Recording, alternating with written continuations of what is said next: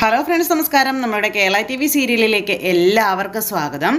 അങ്ങനെ നമ്മുടെ നന്ദയും മിഥുനും ഒക്കെ നല്ല അടിപൊളിയായിട്ട് ഡാൻസ് പ്രാക്ടീസ് ചെയ്തുകൊണ്ടിരിക്കുന്ന സമയത്താണ് അങ്ങോട്ടേക്ക് ഗൗതം ചെല്ലുന്നത്. ഗൗതം അങ്ങോട്ടേക്ക് ചെല്ലുമെന്നോ അല്ലെങ്കിൽ ആ ഒരു സമയത്ത് ഇതൊക്കെ കാണുമെന്നോ നന്ദയോ മറ്റാരും സ്വപ്നത്തിൽ പോലും വിചാരിക്കുന്നില്ല. അങ്ങനെ അവർ രണ്ടുപേരും വളരെ മനോഹരമായി ഡാൻസ് കളിക്കുന്നത് നോക്കി ഒരു നിമിഷം നമ്മുടെ ഗൗതം ഇങ്ങനെ നിന്നു.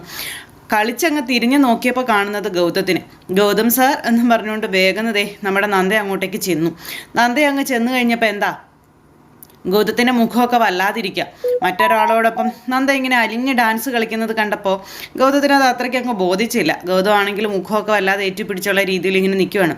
ഗൗതം സാർ അപ്പോൾ വന്നു, സാറെന്തോ ഒരു ഇതുപോലും ഇല്ലാതെ വന്നത്, സൂചന പോലും ഇല്ലാതെ വന്നതെന്നൊക്കെ ചോദിച്ചപ്പോൾ ഞാൻ സൂചന തന്നിട്ട് വരാനിപ്പോൾ എന്താ ഇരിക്കുന്നത്, ഈ അപ്പുറം വരെ വന്നതാണ്, അപ്പോൾ ഞാൻ ജസ്റ്റ് ഇങ്ങോട്ടേക്കൊന്ന് വന്നതേ ഉള്ളൂ.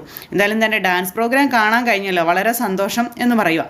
അപ്പോഴേക്കും മിഥുനും ഒക്കെ അങ്ങോട്ടേക്ക് ഇറങ്ങി വന്നു കേട്ടോ.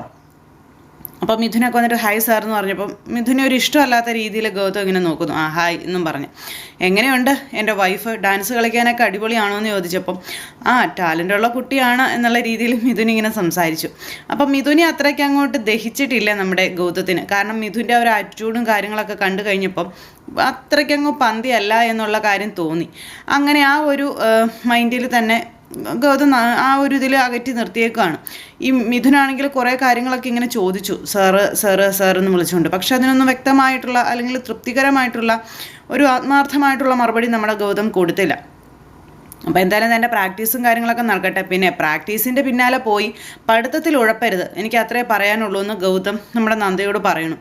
അപ്പോൾ ബാക്കിയുള്ളവരെല്ലാവരും ഇങ്ങനെ ഇത് കേട്ടോണ്ട് നിൽക്കുകയാണ്. ഇല്ല സാർ, ഞാൻ പഠിത്തത്തിൽ ഉഴപ്പാനൊന്നും തീരുമാനിച്ചിട്ടില്ല, ഇതിനിപ്പോൾ ബ്രേക്ക് ടൈം ഉണ്ട്, ആ സമയത്താണ് പ്രാക്ടീസ് ചെയ്യുന്നതെന്നുള്ള കാര്യമൊക്കെ പറഞ്ഞു. അപ്പോൾ ആ സമയത്ത് അങ്ങോട്ടേക്ക് അവിടുത്തെ സാറ് വന്നപ്പോൾ നിങ്ങളിവിടെ ഇപ്പോഴും പ്രാക്ടീസ് ചെയ്തുകൊണ്ടിരിക്കുകയാണോ, നിങ്ങൾ ക്ലാസ് റൂമിലേക്ക് പോയിക്കേ, പ്രാക്ടീസ് ചെയ്യാനൊക്കെ അതിൻ്റേതായ സമയമുണ്ട്, എപ്പോഴും ഇങ്ങനെ പ്രാക്ടീസ് ചെയ്തുകൊണ്ടിരുന്നിട്ട് എന്താ കാര്യം എന്നും ചോദിച്ചുകൊണ്ട് അങ്ങനെ അവിടുത്തെ പ്രൊഫസർ വന്നിങ്ങനെ ചോദിക്കുക. അപ്പോൾ അത് കേട്ട് കഴിഞ്ഞപ്പോൾ തീർന്നു. അപ്പോൾ നന്ദയ്ക്കും ആകെ ഇതായി. ഗൗതം നേരത്തേക്കും ഇങ്ങനെ എന്നും പറഞ്ഞൊരു ചിരിയും ചിരിച്ചിങ്ങനെ നിൽക്കുന്നു.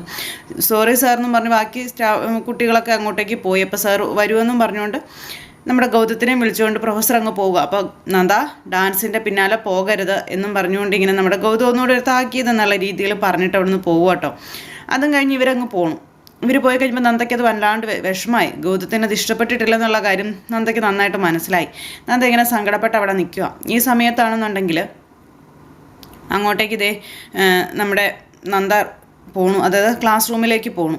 അവിടെ ചെന്ന് കഴിഞ്ഞപ്പോൾ വളരെ വിഷമിച്ചിങ്ങനെ ഇരിക്കുന്ന മിഥുനെയാണ് കണ്ടത്. അപ്പോൾ മിഥുനെ കണ്ടു കഴിഞ്ഞപ്പോൾ നന്ദ അടുത്തേക്ക് ചെന്നു. സോറി കേട്ടോ മിഥുൻ എന്ന് പറഞ്ഞു. എന്തിനാ സോറി പറയുന്നത്? അല്ല, ഗൗതം സാറ് മിഥുനോട് അങ്ങനെയൊക്കെ സംസാരിച്ചത് കൊണ്ടാണെന്ന് പറയുമ്പോൾ അയ്യോ എനിക്കതിന് പ്രശ്നമൊന്നുമില്ല നന്ദ, പിന്നെ ഗൗതം സാറിന് എന്നെ അത്രയ്ക്ക് അങ്ങോട്ട് ഇഷ്ടപ്പെട്ടിട്ടില്ല എന്നുള്ള കാര്യം എനിക്ക് മനസ്സിലായി, അത് അദ്ദേഹത്തിൻ്റെ സംസാരത്തിൽ നിന്നും മനസ്സിലായെന്ന് പറഞ്ഞപ്പോൾ അയ്യോ അങ്ങനെ ഒരിക്കലും പറയരുതെന്ന് പറഞ്ഞു.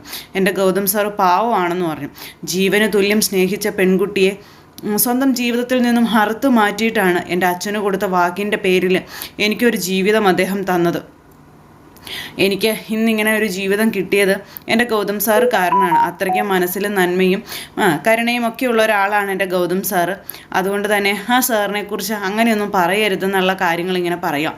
അപ്പോൾ അങ്ങനെ പറയുന്നത് കേട്ട് കഴിഞ്ഞപ്പോഴേക്കും നമ്മുടെ മിഥുൻ ഇങ്ങനെ വീട്ടിലെ വിശേഷങ്ങളും കാര്യങ്ങളും ഒക്കെ ചോദിച്ചു. അപ്പം നമ്മുടെ നന്ദയ്ക്ക് അറിയില്ലല്ലോ ഈ സാന്ദ്രയുടെ ഇതാണ് ഈ ഇരിക്കണ മിഥുൻ എന്നുള്ള കാര്യം. അപ്പോൾ ഈ നിമിഷം വരെ ആ ഒരു മൈൻഡിൽ അയാളും ചിന്തിച്ചിട്ടില്ല. ഇതിൻ്റെ ഇടയിൽ കളിക്കാൻ പോകുന്നത് പിങ്കിയും അതുപോലെ സാന്ദ്രയാണല്ലോ. അങ്ങനെ അദ്ദേഹം ചോദിച്ച കാര്യങ്ങളൊക്കെ നമ്മുടെ നന്ദ ഇങ്ങനെ പറഞ്ഞു. കുശലാന്വേഷണം നടത്തുന്ന ആ ഒരു കൂട്ടത്തിൽ അങ്ങനെയൊക്കെ ഇങ്ങനെ പറഞ്ഞു. അങ്ങനെ അവർ തമ്മിൽ കുറച്ചുകൂടി ഡീപ്പായി ഫ്രണ്ട്സായി എന്ന് തന്നെ പറയാം. ഇതെല്ലാം കഴിഞ്ഞ് കോളേജിലെ ടൈമും കാര്യങ്ങളെല്ലാം കഴിഞ്ഞ് നമ്മുടെ നന്ദ വീട്ടിലേക്ക് എത്തുന്നു. നന്ദ വീട്ടിലേക്ക് എത്തുമ്പോൾ അവിടെ ഒരു അതിഥി ഉണ്ടായിരുന്നു. വേറെ ആരും ആയിരുന്നില്ല, സുമംഗല നാളുകൾക്ക് ശേഷം ഹിന്ദി വരത്തിലേക്ക് വന്നതാണ്. അപ്പോൾ പിങ്കിയുടെ എല്ലാ പ്ലാനുകളും പൊളിച്ചുകൊണ്ടാണ് ശരിക്കും പറഞ്ഞിട്ടുണ്ടെങ്കിൽ പുള്ളിക്കാരി വന്നത്. പിങ്കിയാണെങ്കിൽ എവിടെ പണി കൊടുക്കാം എന്നൊക്കെ ആലോചിച്ചിങ്ങനെ ഇരുന്നപ്പോഴേക്കും നല്ല കുട്ടിയായി അഭിനയിക്കണമല്ലോ സുമംഗല വന്നു കഴിഞ്ഞിട്ടുണ്ടെങ്കിൽ. സുമംഗലയാണെങ്കിൽ വന്ന് കയറിയതും തൻ്റെ മരുമകളെ കണ്ടതും ഓടി ചെന്ന് കവിളത്ത് പിടിച്ച് പൊന്നുമോക്കൊരു 100 ഉമ്മയൊക്കെ കൊടുത്ത് ഭയങ്കര സ്നേഹപ്രകടനങ്ങളും കാര്യങ്ങളും. അങ്ങനെ അമ്മയുടെ മുന്നിൽ പാവമായ മരുമകളായി നിന്ന് അഭിനയിച്ച് തകർക്കുന്നു നമ്മുടെ പിങ്കി. അങ്ങനെ ഇന്ത്യ വരത്തിൽ സുമംഗല വന്നതിൻ്റെ സന്തോഷത്തിൽ എല്ലാവരും ഇങ്ങനെ ഇരിക്കുക. അത് കഴിഞ്ഞപ്പോഴാണ് നമ്മുടെ നന്ദ അങ്ങോട്ടേക്ക് കോളേജ് കഴിഞ്ഞ് വരുന്ന നന്ദ സുമംഗലയെ കണ്ടപ്പം സുമംഗലാപ്പച്ചി എന്ന് പറഞ്ഞ് ഓടിച്ചെന്ന് കെട്ടിപ്പിടിച്ചു, അടുത്തു ചെന്നൊക്കെ ഇരുന്നു. അപ്പോൾ ഇതൊക്കെ കണ്ടപ്പോൾ ബാക്കിയുള്ളവർക്കൊക്കെ ഒരു എന്നാ പറയുന്നത്, കുശുമ്പും കുന്നായ്മയും അല്ലെങ്കിൽ അസൂയ അങ്ങനെയൊക്കെയുള്ള ഒരു എന്നിട്ട് നന്ദയെ കളിയാക്കുന്ന രീതിയിൽ കണ്ടോ എന്നുള്ള രീതിയിൽ അങ്ങോട്ടും ഇങ്ങോട്ടൊക്കെ നോട്ടവും കാര്യങ്ങളൊക്കെ അതൊക്കെ ഉണ്ട് കേട്ടോ. അങ്ങനെയൊക്കെ ഇവർ കോപ്രായമൊക്കെ കാണിച്ചുകൊണ്ടിരിക്കുവാണ്. ആ സമയത്ത് അവിടെ നമ്മുടെ നന്ദ ഇങ്ങനെ സുമംഗലയുടെ സങ്കടം കണ്ടിട്ട് എന്തിനാ അപ്പച്ചി ഇങ്ങനെ സങ്കടപ്പെടുന്നതെന്ന് ചോദിച്ചു. അപ്പോൾ നല്ലൊരു ആഘോഷം വീട്ടിൽ വരുവാണെന്നും ആ ദിവസം എൻ്റെ മോൻ കൂടെ എല്ലാ കൊല്ലവും ഉണ്ടാകുന്നതാണ്, എത്ര വലിയ തിരക്കാണെങ്കിലും അവനതിനൊക്കെ ഓടിയെത്താറുണ്ട് തുടങ്ങിയ കാര്യങ്ങളൊക്കെ ഇങ്ങനെ പറഞ്ഞു. അപ്പോൾ അങ്ങനെയൊക്കെ പറഞ്ഞ് സങ്കടപ്പെട്ടിരിക്കുന്ന സമയത്ത് ബാക്കിയുള്ളവരെല്ലാവരും അതിൻ്റെ കൂടെ ഇങ്ങനെ കേട്ട് വിഷമിച്ചിരിക്കുക. പക്ഷെ നമ്മുടെ നന്ദ ഒരു കാരണവശാലും അപ്പച്ചി വിഷമിക്കരുത് അല്ലെങ്കിൽ സങ്കടപ്പെടരുത്, എല്ലാ കൊല്ലവും അപ്പച്ചിയുടെ കൂടെ അപ്പച്ചിയുടെ മോൻ ഉള്ളതുപോലെ തന്നെ ഇക്കൊല്ലവും അപ്പച്ചിയുടെ കൂടെ അപ്പച്ചിയുടെ മോൻ വരും, അതിനൊരു സംശയവും ഇല്ല, സങ്കടപ്പെടല്ലേ അപ്പച്ചി എന്നും പറഞ്ഞുകൊണ്ട് ഭയങ്കര സ്നേഹത്തോടുകൂടി ചേർത്ത് പിടിച്ച് ആശ്വസിപ്പിച്ച് ആ ഒരു അമ്മയുടെ മനസ്സിലെ സങ്കടങ്ങളൊക്കെ നുള്ളിയെടുക്കാനായിട്ട് നമ്മുടെ നന്ദ ശ്രമിക്കുന്നു. ഈ സമയത്ത് ഇതൊക്കെ അപ്പുറം കണ്ടുകൊണ്ട് നിൽക്കുന്നവർ പുച്ഛവും പരിഹാസമായിട്ട് ഇങ്ങനെ നിൽക്കുക. പിന്നെ ഇപ്പം അങ്ങ് വരുമല്ലേ എന്നുള്ളൊരിതിൽ പിങ്കിക്കാണ് ഏറ്റവും കൂടുതൽ പരിഹാസം. ഇനി ഇവള് പറയുമ്പോഴത്തേനും വരാൻ ഇവളുടെ കസ്റ്റഡിയിലല്ലേ അർജുൻ ഇരിക്കുന്നത് എന്നൊക്കെ പറഞ്ഞേ. അപ്പം അങ്ങനെ ആ ഒരു ഇതിൽ അങ്ങനെ വിഷമിച്ചിങ്ങനെ ഇരിക്കുന്ന സുമംഗലയ്ക്ക് താങ്ങും തണലുമായിട്ട് നമ്മുടെ നന്ദ. അപ്പം നന്ദയുടെ ഈ ഒരു ആറ്റിറ്റ്യൂഡും അല്ലെങ്കിൽ ആ ഒരു സ്നേഹവും കാര്യങ്ങളൊക്കെ കണ്ടു കഴിഞ്ഞപ്പോൾ ശരിക്കും പറഞ്ഞിട്ടുണ്ടെങ്കിൽ ലക്ഷ്മിക്ക് അതിയായ അഭിമാനമാണ് തോന്നുന്നത്. അപ്പോൾ ഇത് കണ്ടുകൊണ്ടാണ് നമ്മുടെ ഗൗതം കയറി വരുന്നത്. ഗൗതം കയറി വരുമ്പോൾ ഈ ഒരു അവസ്ഥ തന്നെ കണ്ടു. അപ്പച്ചിയെ സ്നേഹം കൊണ്ട് പൊതിയുന്ന നന്ദയെ അല്ലെങ്കിൽ ആശ്വാസം കൊണ്ട് പൊതിയുന്ന നന്ദയെ അതൊക്കെ കണ്ടപ്പോൾ ഗൗതത്തിന് വളരെ സന്തോഷമായി. അങ്ങനെ ഇതെല്ലാം സംഭവിക്കുന്നു. ഈ സമയം പിന്നെ കാണിക്കുന്നത് വൈകുന്നേരം ഇവർ റൂമിലേക്ക് ചെന്ന് നന്ദയും ഗൗതവുമായിട്ട് സംസാരിച്ചുകൊണ്ടിരിക്കുക. അപ്പോൾ ഇവർ കോളേജിലെ കാര്യങ്ങളും അതുപോലെ ഇന്നത്തെ ഡാൻസ് പ്രാക്ടീസിൻ്റെ കാര്യങ്ങളും ഒക്കെ ഗൗതം നന്ദയോട് ഇങ്ങനെ ചോദിച്ചു. അപ്പം നന്ദയും വാതോരാതെ ഇങ്ങനെ സംസാരിച്ചുകൊണ്ടിരിക്കുന്നു. അങ്ങനെ വാതോരാതെ സംസാരിച്ചുകൊണ്ടിരിക്കുന്ന സമയത്ത് നിങ്ങളുടെ പ്രാക്ടീസൊക്കെ കൊള്ളാം, നിങ്ങളുടെ മത്സരത്തിന് നിങ്ങൾക്ക് വല്ല പ്രൈസും കിട്ടുമെന്ന് ചോദിച്ചപ്പം കോളേജിൽ എല്ലാവരും പറയുന്നതേ ഞങ്ങൾക്കായിരിക്കും പ്രൈസ് എന്നാ. കാരണം എന്താണെന്നറിയോ, മിഥുൻ്റെ പെർഫോമൻസ് കൊണ്ട് മിഥുൻ്റെ കഴിവ് കൊണ്ട് ഞങ്ങൾക്ക് തന്നെ ഫസ്റ്റ് കിട്ടുമെന്ന് എല്ലാവരും പറയുന്നത് എന്നൊക്കെ പറഞ്ഞു. അപ്പോൾ സന്തോഷത്തോടെ ഇരുന്ന് ചോദിച്ച നമ്മുടെ ഗൗതത്തിൻ്റെ മുഖം അങ്ങ് വാടി മിഥുൻ എന്ന് കേട്ട് കഴിഞ്ഞപ്പോഴേക്കും അതെന്താ തനിക്ക് കഴിവൊന്നുമില്ലേ, മിഥുന് മാത്രമേ കഴിവുള്ളൂ, മിഥുൻ്റെ കഴിവ് കൊണ്ട് പ്രൈസ് വാങ്ങിക്കാനാണെങ്കിൽ പിന്നെ താനെന്തിനാ അതിനകത്ത് പാർട്ടിസിപ്പേറ്റ് ചെയ്യുന്നത്, അതിൻ്റെ ആവശ്യമില്ലല്ലോ, തനിക്ക് കഴിവുണ്ടെങ്കിലല്ലേ താൻ അതിനകത്ത് പങ്കെടുക്കേണ്ട കാര്യമുള്ളൂ എന്ന് പറഞ്ഞപ്പോൾ അങ്ങനെയല്ല ഗൗതം സാർ ഞാൻ പറഞ്ഞത്, പിന്നെ എങ്ങനെയാണാവോ പറഞ്ഞത്, കലാപ്രതിഭയും അങ്ങനെയൊക്കെയാണ് മിഥുൻ, അതുകൊണ്ടാണ് ഞാൻ അങ്ങനെ പറഞ്ഞതെന്ന് പറയുമ്പോൾ മറ്റൊരാളുടെ കഴിവിലല്ല സ്വന്തം കഴിവിലാണ് നമ്മൾ ആ ഒരു ഇത് കണ്ടെത്തേണ്ടതെന്നും ആ കഴിവാണ് നമ്മൾ തെളിയിച്ചെടുക്കാൻ നോക്കേണ്ടതെന്നൊക്കെ പറഞ്ഞുകൊണ്ട് ഗൗതം കുറേ ഉപദേശിച്ചു. അങ്ങനെ ആ ഒരു സംസാരത്തിൻ്റെ ഒടുവിൽ വഴക്കാകും എന്ന് മനസ്സിലായപ്പോഴേക്കും നന്ദ വിഷയം മാറ്റി. പിന്നെ അവർ തമ്മിൽ അവരുടേതായ ആ ഒരു സന്തോഷ സംസാരവും കാര്യങ്ങളും ഒക്കെ. അങ്ങനെ സുമംഗല വന്നത് മൊത്തത്തിൽ അടിയായി എന്നുള്ളൊരിതിൽ ഇങ്ങനെ ഇരിക്കുക നമ്മുടെ പിങ്കി എന്ത് ചെയ്യും എന്നിങ്ങനെ ആലോചിച്ചു. അപ്പോൾ അങ്ങനെ ആലോചനയും കാര്യങ്ങളുമായിട്ട് പിങ്കി അവിടെ അങ്ങനെ ഇരിക്കുന്നു. ഇതേസമയം പിന്നെ പിറ്റേ ദിവസമായി. അപ്പോൾ വീട്ടിൽ ആ ഒരു വലിയ കാര്യം, അതായത് വലിയൊരു ആഘോഷം തന്നെ വരിക. അപ്പോൾ എല്ലാവരും ഉണ്ട്. അപ്പോൾ എല്ലാവരും സെറ്റും മുണ്ടും ഒക്കെ ഉടുത്ത് നല്ല ആ ഒരു ആഘോഷത്തിൻ്റെ നിറവിൽ നല്ലൊരു വിഷു കണിയുടെയൊക്കെ ഒരു സെറ്റപ്പിലും കാര്യങ്ങളിലും ഒക്കെ വരുന്നു. വിഷുവിന് കണിയൊരുക്കി ഇവരെല്ലാവരും കൂടെ കണി കണ്ടു. അങ്ങനെ എല്ലാം കൊണ്ടും വളരെ സന്തോഷവും സമ്പന്നതയും നിറഞ്ഞൊരു ദിവസമായിട്ട് അവരുടെ ഇതിൽ ഇങ്ങനെ നിൽക്കുന്നു. എത്ര വഴക്കുണ്ടെങ്കിലും അതൊക്കെ മാറ്റി വെച്ചുകൊണ്ട് എല്ലാവർക്കും അരുന്ധതി വിഷു കൈനീട്ടമൊക്കെ കൊടുത്തു. അങ്ങനെ എല്ലാവരും വളരെ ഹാപ്പി ആയിട്ടിരിക്കാം. ഈ സമയത്ത് ആർക്കും പ്രവചിക്കാൻ പോലും കഴിയാതെ, ആർക്കും ഒന്നും ചിന്തിക്കാൻ പോലും ഒരു അവസരം കൊടുക്കാതെ ഒരു വിശിഷ്ട അതിഥി ആ നാളിൽ അങ്ങോട്ടേക്ക് കയറി വരുന്നു.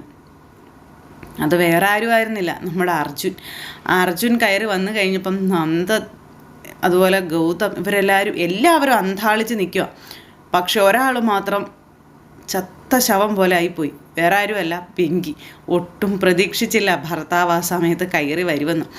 അങ്ങനെ നമ്മുടെ മകൻ വന്നതിൻ്റെ സന്തോഷത്തിൽ അവരെല്ലാവരും നിൽക്കുമ്പോൾ സുമംഗല മാത്രം അവിടെ ഉണ്ടായിരുന്നില്ല. അപ്പോൾ അമ്മയുടെ കാര്യം ചോദിച്ചു. പെട്ടെന്ന് താഴത്തെ ശബ്ദം കേട്ട് സുമംഗല ഇറങ്ങി വന്നു. സുമംഗല ഇറങ്ങി വരുമ്പോൾ കാണുന്നത് തൻ്റെ മകൻ തൻ്റെ മുന്നിൽ വന്ന് നിൽക്കുന്നതാണ്.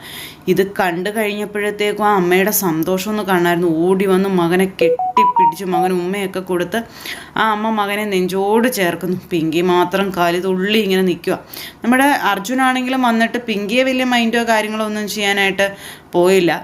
കാരണം അതിൻ്റെ ആവശ്യമില്ലല്ലോ അങ്ങനെ ആ ഒരു ഇത്. അപ്പോൾ അങ്ങനെ നമ്മുടെ അർജുൻ ഇങ്ങനെ വരുന്നു, അതുപോലെ എല്ലാവരുടെയും കൂടെ എല്ലാത്തിനും കൂടുന്നു, പിന്നെ കണി കാണുന്നു, പിന്നെ എന്താ പറയുക, ആ ഒരു വിഷുനാൾ നല്ല സൂപ്പറായിട്ട് അവിടെ ആഘോഷിച്ച് തകർത്തു വാരുന്നു. ആ സമയത്ത് അർജുൻ അവിടെ വരുമെന്നോ അല്ലെങ്കിൽ അർജുൻ്റെ ആ ഒരു സാമീപ്യം ഇന്ദീവരത്തിൽ ഉണ്ടാകുമോ, ഇതൊന്നും പിങ്കിക്ക് അറിയില്ലായിരുന്നു. എന്തായാലും പിങ്കിയെ തകർത്തു വാരിക്കൊണ്ട് അർജുൻ മടങ്ങിയെത്തിയിരിക്കുന്നു. പക്ഷേ ഒരു അല്പായുസ് മാത്രമേ അതിനുണ്ടായിരുന്നുള്ളൂ. മകൻ മകൻ എന്ന് മാത്രം വിചാരിച്ചുകൊണ്ട് നടക്കുന്ന ഒരു അമ്മയ്ക്ക് തൻ്റെ മകൻ തൻ്റെ അടുത്ത് വന്നതും അതുപോലെ തന്നെ ആ അമ്മയ്ക്ക് വിഷുക്കൈനീട്ടം കൊടുത്തതും ഇതെല്ലാം ഒരു സ്വപ്നത്തിൽ എന്ന പോലെ കാണാനായിട്ട് കഴിഞ്ഞു. ഏതായാലും നമ്മുടെ അർജുൻ വരുമെന്നുള്ള പ്രതീക്ഷയിൽ കിടന്ന ആ അമ്മയ്ക്ക് തൻ്റെ മകനെ സ്വപ്നത്തിലൂടെയാണെങ്കിലും കാണാനായിട്ട് കഴിഞ്ഞു. അപ്പോൾ അത്തരത്തിലൊക്കെയുള്ള ഒരു സൂപ്പർ ഹിറ്റ് വിശേഷമായിട്ടാണ് ഇന്നത്തെ നമ്മുടെ കഥ വന്നിട്ടുള്ളത്. അപ്പോൾ എല്ലാവരും കാത്തിരുന്ന് കാണണം. എല്ലാവർക്കും നല്ലൊരു ദിവസം ആശംസിക്കുകയാണ്.